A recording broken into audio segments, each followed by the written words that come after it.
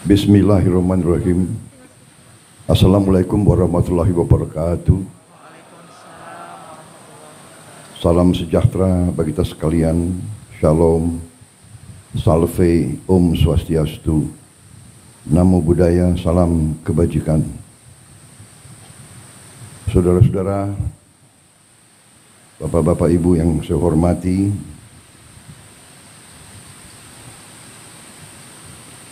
saya juga ingin menyapa tokoh-tokoh yang hadir. Tidak apa-apa, memakan waktu nggak apa-apa kan?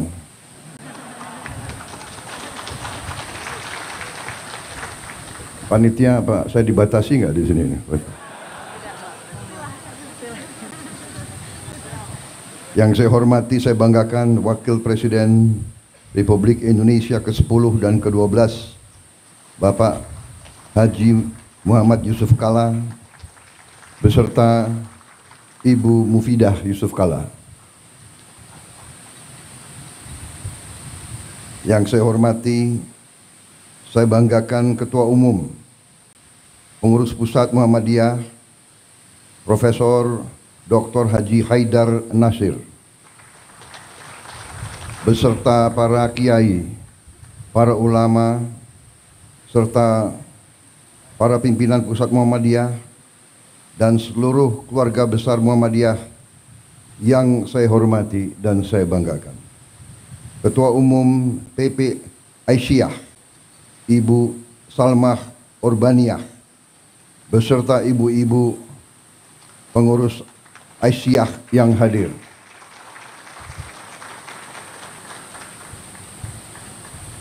Profesor Dr. Muhajir Effendi, Ketua PP Muhammadiyah periode ini nggak disebut nih tahunnya itu. Pak Teddy ini menghadap saya habis ini. Ketua Umum PP Muhammadiyah 2005-2015 Bapak Din Samsudin yang saya hormati. Kok agak ngumpet di belakang itu? Pak Din itu kawan saya waktu masih muda, sekarang agak muda. Ketua Dewan Perwakilan Daerah Republik Indonesia Bapak Sultan Najamuddin, para menteri dan wakil menteri Kabinet Merah Putih, tadi sudah disebut banyak sekali, tapi nggak apa-apalah disebut sekali lagi. Menko Bidang Pangan Dr. Zulkifli Hasan, Menteri Pendidikan Dasar dan Menengah yang juga kebetulan Sekretaris Umum PP Muhammadiyah Profesor Dr. Abdul Muti, Menteri Pertahanan Letnan Jenderal TNI Purnawirawan Safri Samsudin,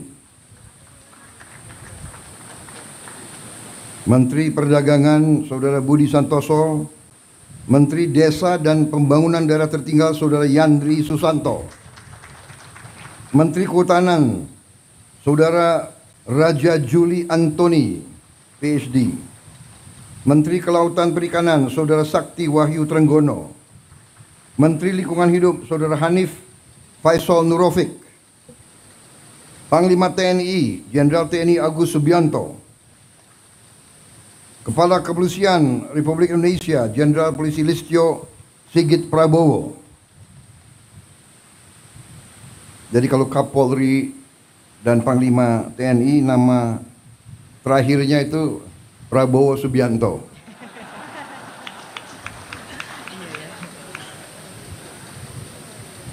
Jangan-jangan nggak diganti-ganti ini.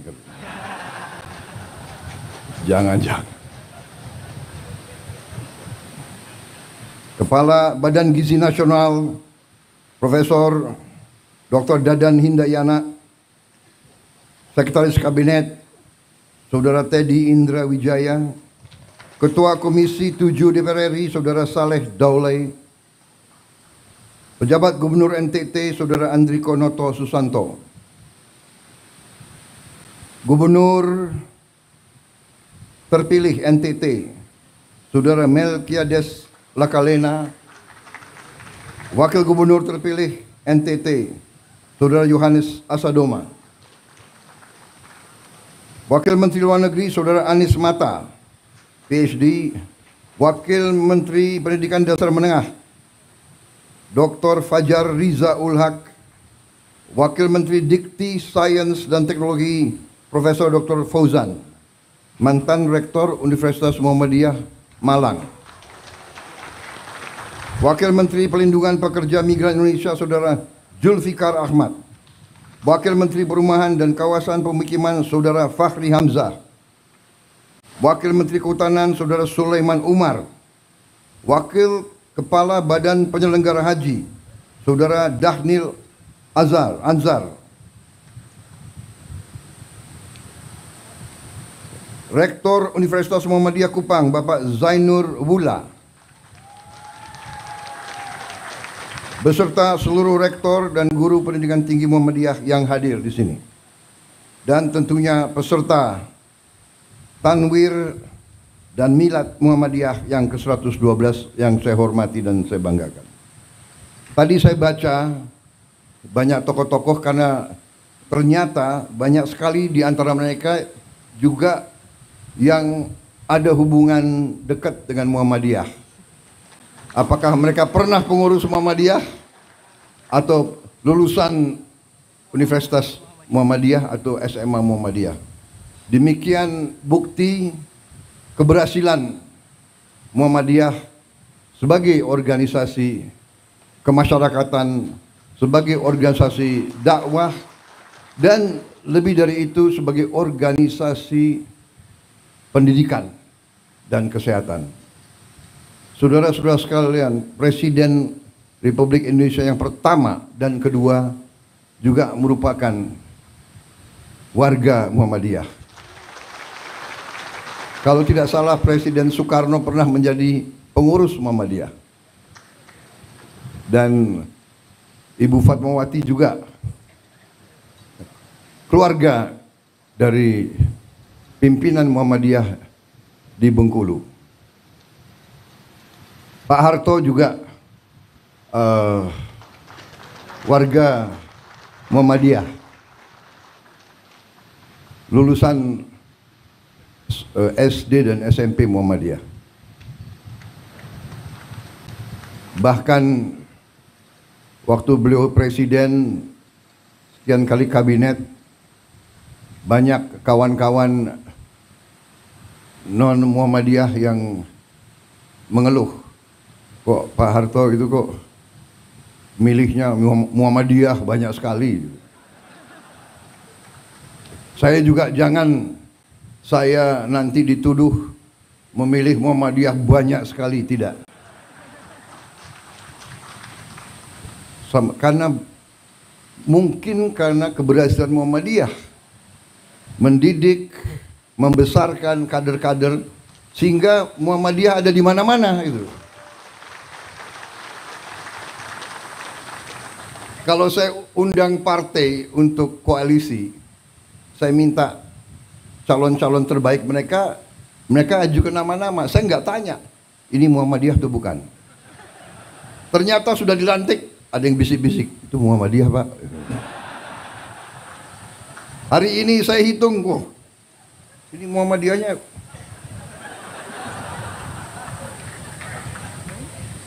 Saya juga baru tahu Budiman Sujatmiko ini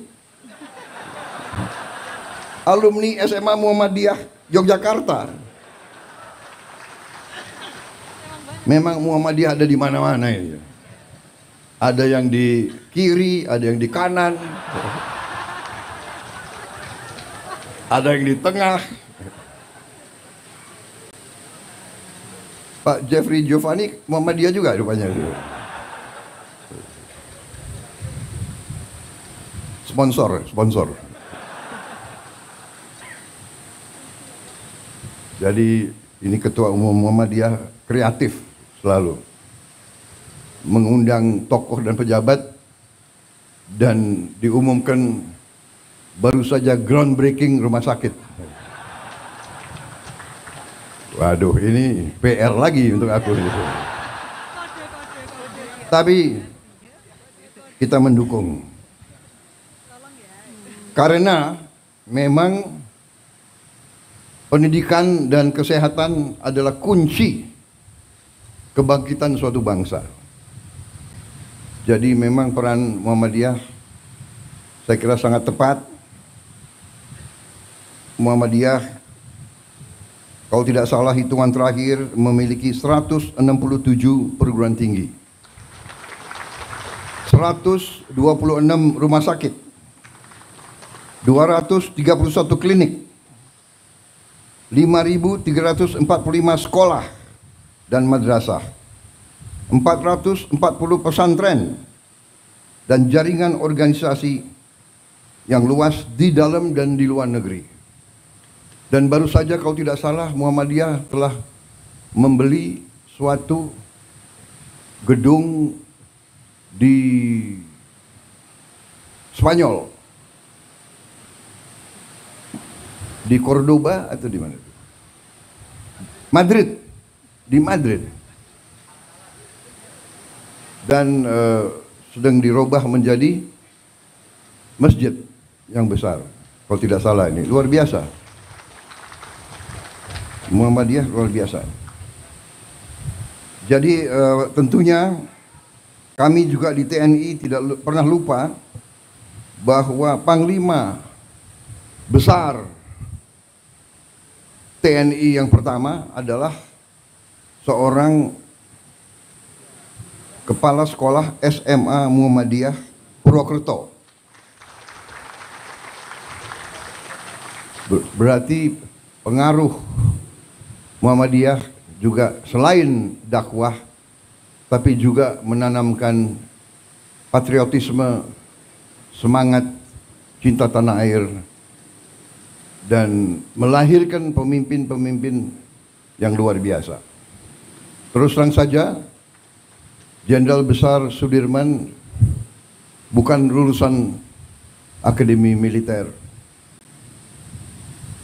Beliau tidak pernah ikut sesko dimanapun, tapi berhasil memimpin perang kemerdekaan dan menang. Dan kalau kita lihat ucapan-ucapan, perintah-perintah beliau, pidato-pidato beliau, kalau kita lihat sampai hari ini pun adalah ungkapan dan pemikiran seorang pemimpin militer yang tidak kalah dengan pemimpin militer terhebat di dunia sepanjang sejarah. Artinya, walaupun beliau mungkin dianggap hanya seorang kepala sekolah SMA, tetapi pasti beliau mendalami, membaca, belajar secara otodidak, sehingga beliau mampu untuk memimpin sebuah perjuangan kemerdekaan. Saudara-saudara sekalian, menjadi pemimpin dalam kancah krisis perang itu masalah hidup dan mati. Kalau kalah, mati atau dipermalukan atau dijajah. Kita tidak menghendaki perang. Saya mantan jenderal. Saya mengerti dan saya paham apa itu pertempuran. Perang destruktif. Ibarat pohon butuh 20 tahun untuk tumbuh, hanya 15 menit untuk tumbangkan. Negara, masyarakat, desa pun, provinsi pun, kota butuh ratusan tahun untuk berdiri dan berkembang. Hancur dalam beberapa menit, hancur dalam beberapa saat. Karena saya mengerti itu, saya terus berjuang, terus memimpin dengan mengajak, mari kita belajar dari sejarah, mari kita waspada, mari kita galang persatuan, mari kita hindari perpecahan, mari kita hindari konflik. Saudara-saudara, ini situasi yang kita hadapi. Di tengah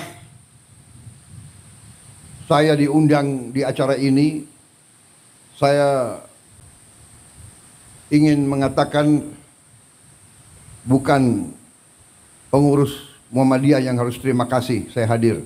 Saya yang terima kasih karena saya merasa tidak hanya kehormatan, tapi saya merasa penting bagi saya untuk bisa bicara kepada tokoh-tokoh Muhammadiyah, kepada para guru, kepada para ustadz, kepada para ulama.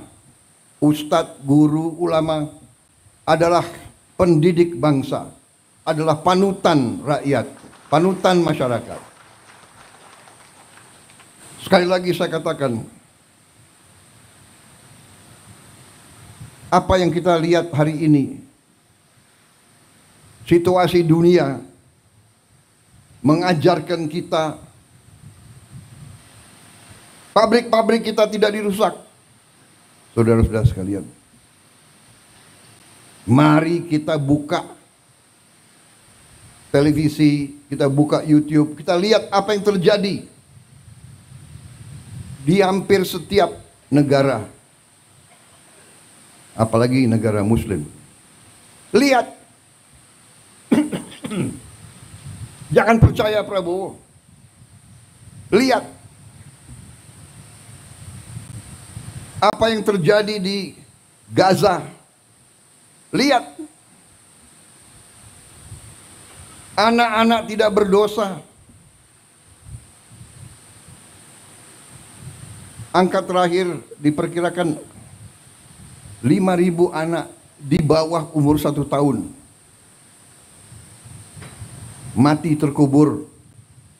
Ribuan lagi kita tidak tahu.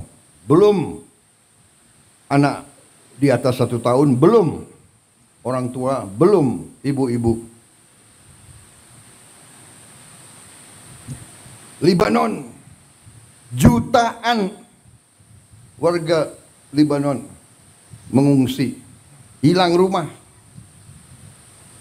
Tepi barat, saudara-saudara sekalian, belum Ukraina. Ya, Ukraina jauh, tapi perang Ukraina mengakibatkan harga pangan naik di seluruh dunia. Ya, Gaza jauh, tapi itu saudara-saudara kita. Apa poin yang saya ingin sampaikan, saudara-saudara? Jangan kita anggap damai itu adalah biasa. Jangan kita anggap kita tidak menghadapi ancaman. Kenapa kita harus waspada? Karena kita kaya. Bukan kita ke negeri Belanda, orang Belanda ke kita. Portugis ke kita, Spanyol ke kita, Prancis ke kita, Inggris ke kita. Dari dulu sampai sekarang.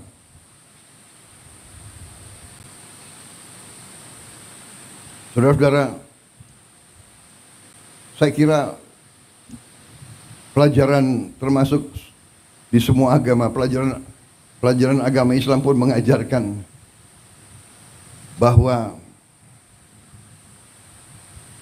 kita harus bertanggung jawab atas keselamatan kita sendiri, keselamatan keluarga kita, dan juga atas harta kita.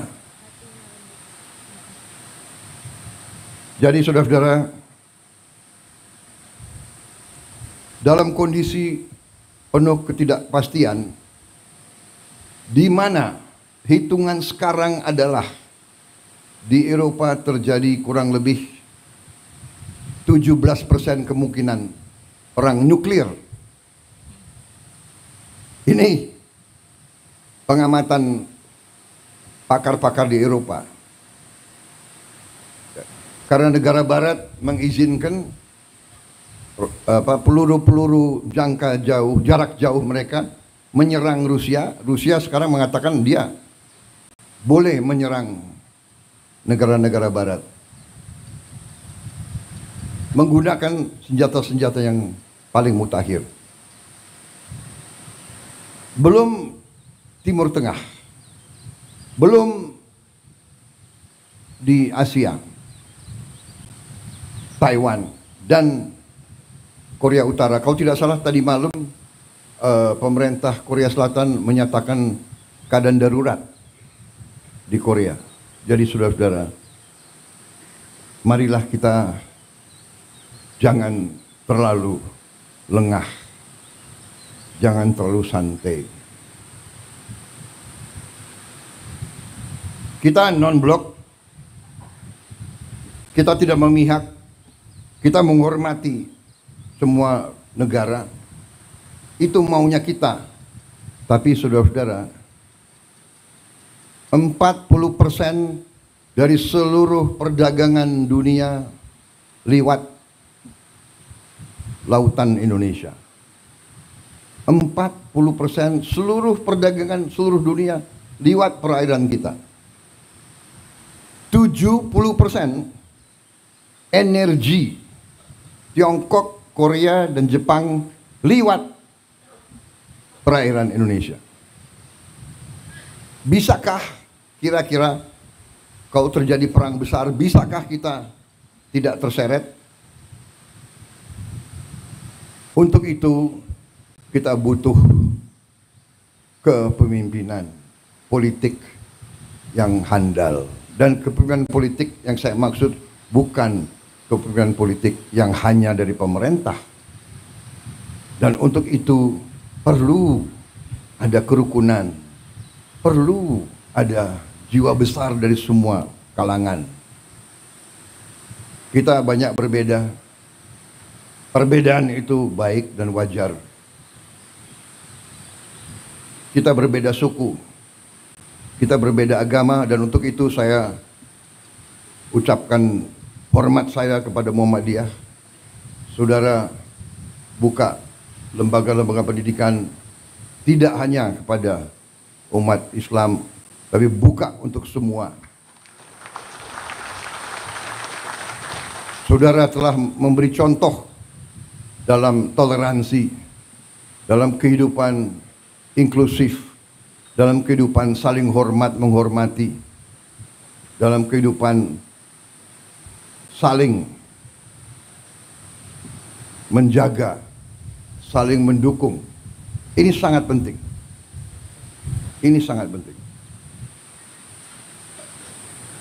Ada pihak dari semua agama, dari semua ras dan semua suku yang selalu mau mengambil garis yang keras. Fanatisme, fanatisme agama, fanatisme suku, fanatisme ras, fanatisme budaya dan sebagainya. Justru ini yang melahirkan peperangan. Saudara-saudara, karena itu apa yang saudara telah melaksanakan adalah sesuatu yang sangat-sangat berharga bagi kita semua.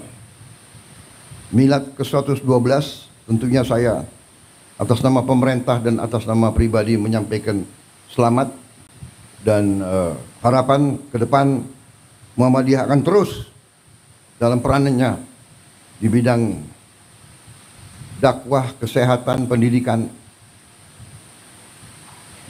melahirkan kemakmuran untuk semua adalah sangat tepat. Karena kemakmuran adalah tujuan kita. Tapi tidak ada kemakmuran tanpa keadilan. Saudara sekalian, saya terkesan suatu pemerintahan, suatu imperium, suatu peradaban Muslim yang cukup lama, hampir 600 tahun lebih, mendekati lebih mungkin 700 tahun, yaitu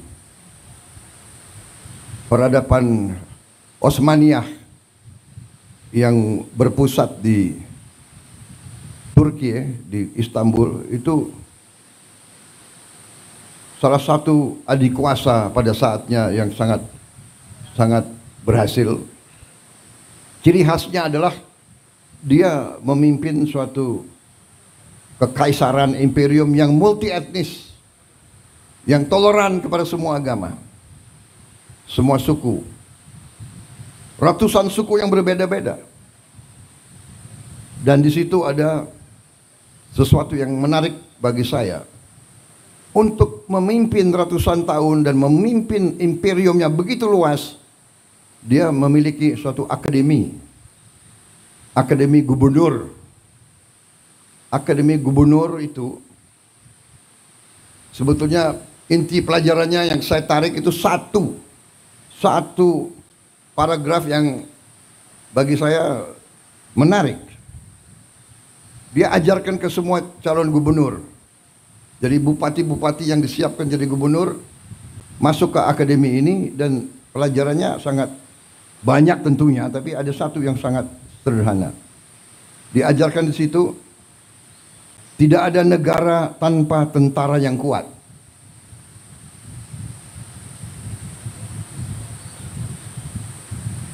Karena ada kecenderungan pelajaran-pelajaran liberal seolah-olah mau dipisahkan antara sipil dan tentara. Mau dipisahkan antara cendekiawan sama, tidak bisa. Pelajaran, tidak ada negara tanpa tentara yang kuat. Tidak ada tentara yang kuat tanpa uang. Tidak ada uang tanpa kemakmuran. Tidak ada kemakmuran tanpa rakyat yang bahagia dan sejahtera. Tidak ada rakyat yang bahagia dan sejahtera tanpa pemerintah yang bersih dan adil. Ini benar sekali. Uang dari mana? Uang dari rakyat. Iya kan? Melalui pajak, melalui retribusi. Kalau rakyat tidak bahagia, gak mau bayar pajak dia. Pengusaha yang merasa diperes, ya kan? Dulu, sekarang mungkin tidak ada. Mudah-mudahan tidak ada lagi. Dia tidak rela bayar pajak, dia tidak rela.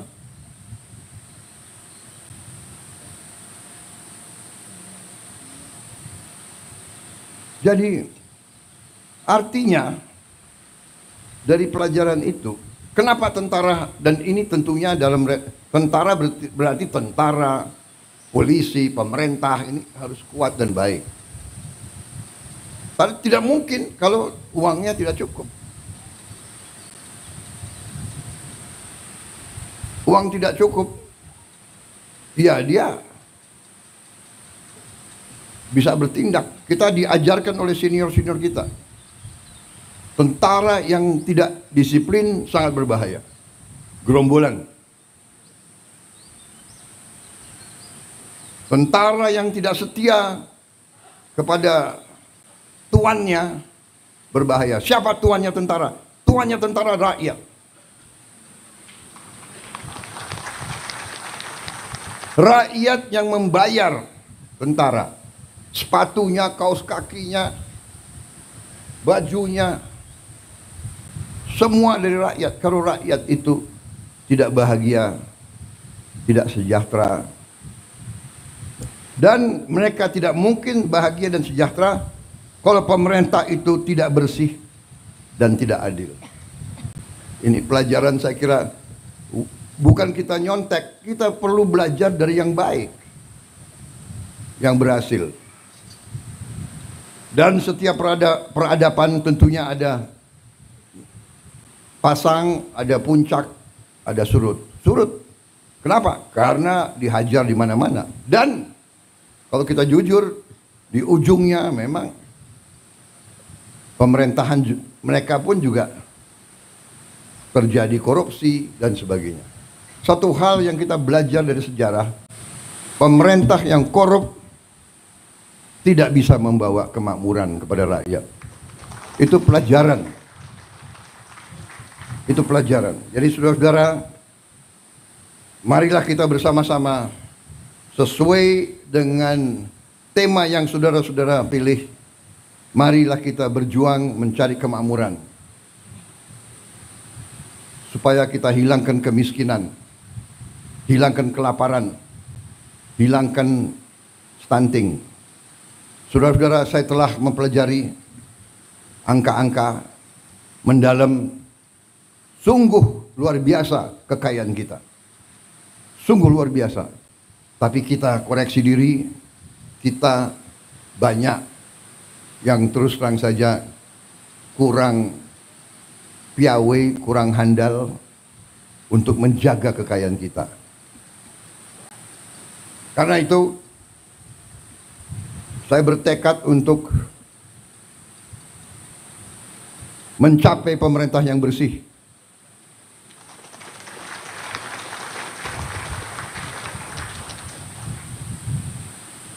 Dan ini tidak gampang. Ini sangat sulit.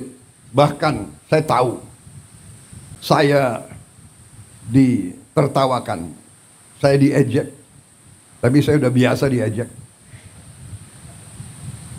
Mana mungkin menghilangkan korupsi di Indonesia? Mana mungkin menghilangkan kemiskinan? Mana mungkin menghilangkan kelaparan? Apa? Mau kasih makan bergizi. Hahaha, ketawa. Di awal mereka tertawakan saya dan saya tahu mereka mengancam saya. Saya tahu saya diancam. Nanti harga saham, harga indeks saham akan turun. Di hari-hari pertama saya luncurkan gagasan makanan bergizi, sudah muncul. Saya mengerti. Saya ini cukup lama jadi orang Indonesia. Saya mengerti. Saya mengerti. Ada ancaman terbuka, ada ancaman halus. Ada senjata yang terbuka, senapan, meriam, ya itu. Tapi sebelumnya ada senjata-senjata lain. Senjata psikologis, adu domba, fitnah, hoax. Ada ancaman terhadap ekonomi. Saudara-saudara, Pak, karena gagasan makan bergizi, harga saham indeks turun. Saya bilang, saya jawab ke mereka itu, saya kasih tahu ya, biar saya nggak punya saham, saya bilang. Dan rakyat di desa-desa tidak punya saham. Benar.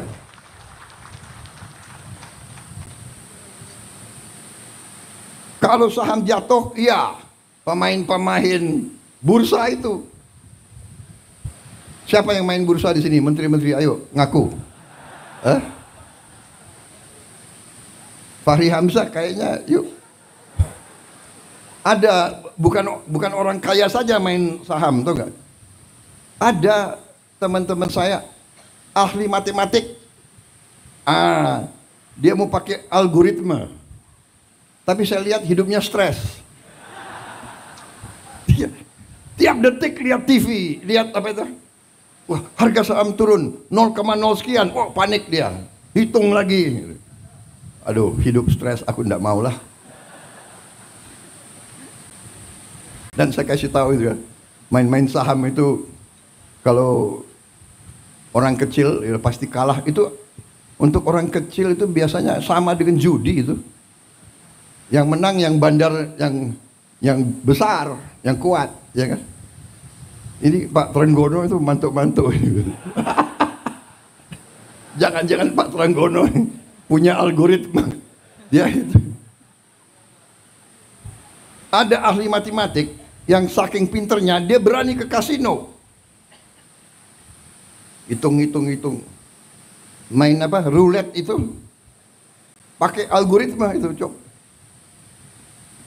Tapi enggak serius, saudara-saudara. Kemudian ada yang mau ancam mata uang kita. Ada juga mau ancam. Saudara-saudara, ternyata bernegara itu, keyakinan saya dasarnya adalah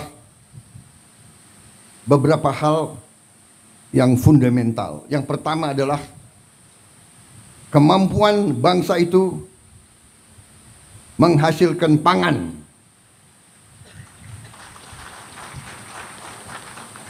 Karena itu kita hormati apa yang dilakukan oleh pemerintah sebelum saya. Semua pemerintah sebelum kita, dari Presiden Soekarno selanjutnya, punya jasa sampai kita berada di sini. Yuk kita hormati pemerintah Pak Jokowi. Saya bukan membela orang, terus terang aja. Untuk apa sekarang saya, apa tuh istilah tentara, ngolor, menjilat, ya kan? Bukan saya bela-bela Pak Jokowi karena person, tidak. Saya mau katakan apa adanya.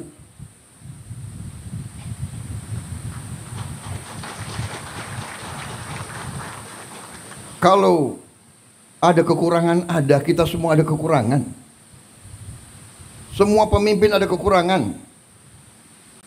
Jangan memfitnah, jangan menyerang. Kita semua punya kekurangan. Mau buka-bukaan, yang gak enak. Kita diajarkan nenek moyang kita, orang tua kita, mikul dhuwur mendem jero. Orang tua hormati yang baik. Kita sebagai yang muda berani juga ngoreksi. Tapi ngoreksinya dengan cara yang baik, yang sopan. Saya kira itu ajaran ustadz-ustadz saya. Saya bukan orang yang terlalu baik. Agama saya akui di depan Muhammadiyah. Aku akui. Tapi saya ingat ajaran ustadz-ustadz saya. Tidak boleh dendam, tidak boleh maki-maki, ya kan? Tidak boleh sakit hati, tidak boleh benci. Tuhan aja memaafkan kok. Manusia meneruskan permusuhan. Saya ini dikalahkan oleh Pak Jokowi. Dan menteri-menteri saya banyak yang ikut mengalahkan saya. Benar ya? Ayo ngaku tuh, ngaku. Siapa bendaharanya Pak Jokowi? Itu Trenggono itu.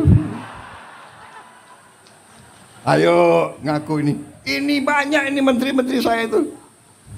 Tapi sudah ini kan perbedaan itu biasa, persaingan itu biasa sudahlah. Tapi sesudah itu, ayo kerjasama, ayo.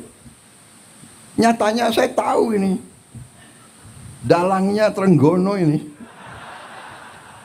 Tapi jadi wakil saya di Kementerian Pertahanan. Akhirnya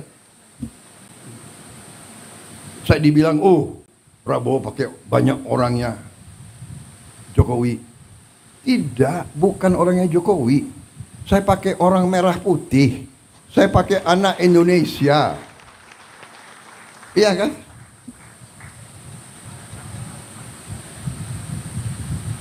Saya ada juga Ada juga yang Menko Polkam saya juga kan bukan orang Gerindra.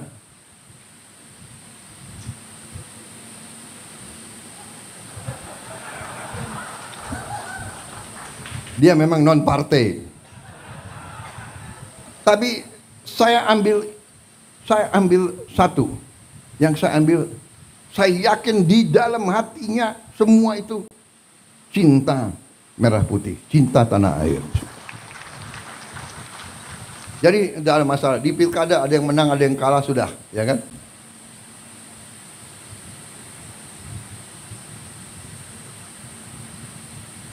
PKS dukung Anies, nggak ada masalah. Gerindra wakilnya PKS di Sumatera Barat, iya kan? Tidak ada masalah. Banyak saya Gerindra wakilnya PDIP di Jawa Tengah, di mana? Sudah, nggak ada masalah. Jangan kita perbedaan pendapat. Bagi saya harus kita sikapi dengan kearifan. Dan kalau ada kesalahan kita koreksi. Kita koreksi, kita perbaiki. Saudara-saudara, saya percaya dan yakin, saya optimis, tapi kita harus waspada. Karena kita sangat kaya. Kita menguasai mineral-mineral yang sangat strategis yang dibutuhkan oleh banyak negara. Karena itu beberapa rencana kita hilirisasi tidak berkenan di banyak negara. Tapi kita tidak ada pilihan. Masa ratusan tahun kita harus jual kekayaan kita sebagai bahan mentah? Kita tidak mau. Kita mau karunia Tuhan itu boleh dibeli dengan harga yang benar, supaya kita punya nilai tambah bisa dipakai untuk mensejahterakan rakyat kita. Jadi kita harus siap menghadapi. Mungkin ada yang mau dikte kita, harus ini, harus itu. Kamu tidak boleh dekat sama dia, kamu dekat sama saya. Kita dekat sama semua. Saudara-saudara, saya kira itu inti yang ingin saya sampaikan. Terima kasih Pak Haidar membaca buku saya. Karena di Indonesia banyak buku ditaruh di pajangan aja itu. Terima kasih, tapi itu saya kira adalah hal-hal yang mendasar. Dan sebagai kesimpulan, ternyata setelah saya keliling ke luar negeri, hadir KTT APEC, hadir KTT G20, tema di G20, tema di APEC, terutama di G20, temanya apa? Tema utamanya apa? Hilangkan kemiskinan, hilangkan kelaparan. Fight hunger and fight poverty. Itu tema dunia sekarang. Kemudian ke arah menjaga lingkungan hidup kita. Kita nanti berada di garis depan. Saya katakan Indonesia mungkin satu-satu negara, mungkin dengan Brazil dan Kongo, kita diberi karunia oleh Tuhan, kita akan mampu. Semua bahan bakar kita green, semua bahan bakar kita dari tanaman, dan kita akan swasembada energi, dan kita akan swasembada pangan dalam waktu yang lebih singkat daripada yang saya perkirakan. Saya beri target 4-5 tahun, ternyata bisa lebih cepat. Dan saya percaya dan saya yakin NTT tadi kita robah dari hanya laporan gubernur hanya 300.000 hektar yang sekarang bisa diairi, potensi 4 juta hektar, luar biasa. Dan ini bisa dan ini akan kita kerjakan. Saya percaya manusia, apalagi pemimpin, harus berani punya tujuan, harus berani punya sasaran yang tinggi. Jangan sasaran yang rendah. Saya diejek lagi, Prabowo bisa aja dia ngomong mau pertumbuhan 8%. Saudara-saudara, saya selalu mengutip Bung Karno. Bung Karno mengajarkan dari dulu, gantungkan cita-citamu setinggi langit. Kalau kau tidak sampai ke langit, minimal kau jatuh di antara bintang-bintang. Kalau pengalaman saya di tentara juga begitu. Kalau kita kasih target yang rendah, cukuplah, tidak usah repot-repot, ya kan? Target saya kasih target, kalau sekarang 5%, 5,5%, ya sudah 6% sajalah. Jangan-jangan nggak sampai 6% gitu. Tapi saya hitung angka-angka, saya percaya, saya yakin kita mampu sampai 8%. Kebocoran-kebocoran kita, kalau kita hemat, kalau pemerintah itu ketat, bersih, efisien, saya yakin bisa. Tapi ini butuh jiwa besar. Saudara-saudara, jiwa besar. Gubernur, bupati, semuanya harus bekerja. Wali kota. Sudahlah. Acara-acara yang tidak penting kurangi. Ya kan? Seminar, terlalu banyak rapat. Kenapa rapat atau ini harus di hotel di mana gitu? Saudara-saudara, hitungan kita perjalanan luar negeri saja itu, Indonesia ini perjalanan luar negeri pejabat-pejabat $3 miliar. Saya minta dikurangi 50% saja. Kalau bisa dikurangi 50%, artinya kita bisa menghemat 15T. 15T itu berapa bendungan, berapa irigasi, berapa SD bisa kita perbaiki, berapa anak sekolah bisa kita kasih makan. Tolonglah ya para menteri, puasa dulu. Puasanya 5 tahun. Kalau 5 tahun kita hemat $1,5 miliar dari perjalanan saja. Saudara-saudara, tapi bayangkan itu, apa yang kita bisa. Saya tapi sudah perintahkan, nah, Menteri Keuangan, Wakil Menteri Keuangan, teliti. Semua program diteliti, ternyata cukup besar penghematan. Cukup besar. Tapi saya tidak umumkan di sini supaya kita tidak cepat puas. Jadi saya mohon juga pada gubernur terpilih, bupati terpilih, ya, ketat, efisien, kurangi yang bersifat tidak kritis, kritis untuk kepentingan rakyat, kritis kepentingan langsung. Nggak usah terlalu banyak seminar, kita sudah tahu kesulitan rakyat, iya kan? Sudah tahu, Bapak. Masalah Indonesia ini adalah ini sudah tahu.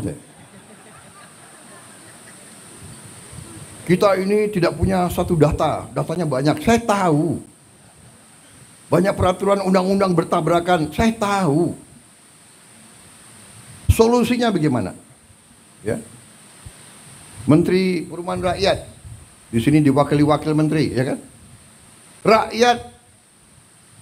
Rakyat miskin, rakyat muda yang masih muda butuh rumah yang terjangkau. Nggak usah diseminarkan berapa jumlah rumah, tipe berapa. Dia butuh segera. Kalau sudah berdiri minimal 3 juta rumah, Fahri Hamzah boleh senyum-senyum. Sekarang jangan senyum dulu kau.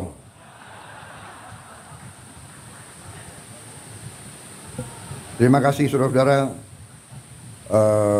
Sekali lagi selamat. Terima kasih semua tokoh Muhammadiyah.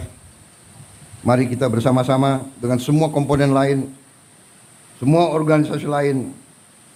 Banyak perbedaan, tapi carilah titik-titik persamaan untuk bangsa dan negara. Terima kasih. Selamat Milad ke-112 kepada Muhammadiyah. Berbaktilah terus kepada bangsa, rakyat, umat. Teruskan apa yang sudah saudara-saudara laksanakan dan saudara-saudara buktikan. Wassalamualaikum warahmatullahi wabarakatuh. Shalom salve. Om Swastiastu, nama budaya, salam kebajikan. Terima kasih kehormatan diberikan kepada saya bisa berbicara di sini dan bisa memberi pengarahan kepada saudara-saudara sekalian. Saudara-saudara berjasa, bekerja, kadang-kadang tanpa dilihat. Terima kasih. Selesai.